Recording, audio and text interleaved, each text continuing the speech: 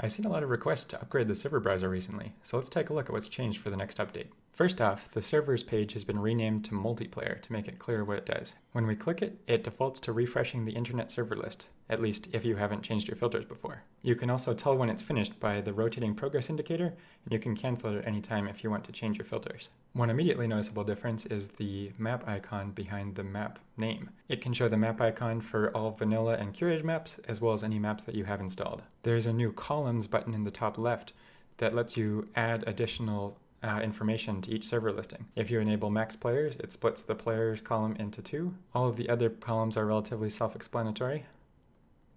The cheat codes filter in particular was confusing, so now it specifies it's whether admins can use cheat codes. You can sort by any column, so for example we could sort all PvE servers, though the most useful is probably columns like the player count.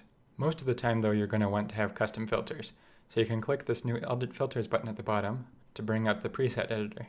These are all the same options as before, but with more information like a label on the side, new tooltips to show what exactly each option does, and again new icons.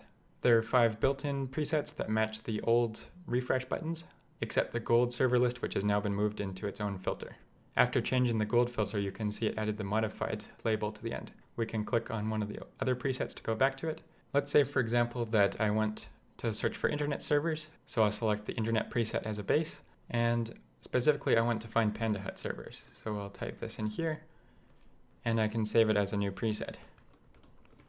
Now when I go back, it will default to using the newly created filter, and I can see all the Panda Hut servers available.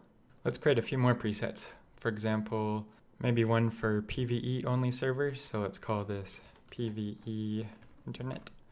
We can also delete filters, so I can go back and delete this Panda Hut filter. Maybe sometimes I want to find a server that's empty to play on with my friends, so let's create a new filter called empty servers and change the attendance to empty.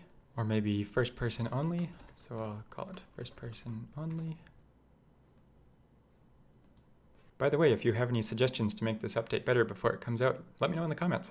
So say you've created a few different presets now. You can click this presets button at the bottom to open up a list of all the different presets you've created, with your custom presets at the top and the default presets at the bottom. If you have a lot, it creates a scroll bar over here. Now I can click on, for example, the PvE filter, and it'll just immediately refresh. What do you think I should prioritize for the update after this one? Let me know in the comments. Until next time, this has been Nelson.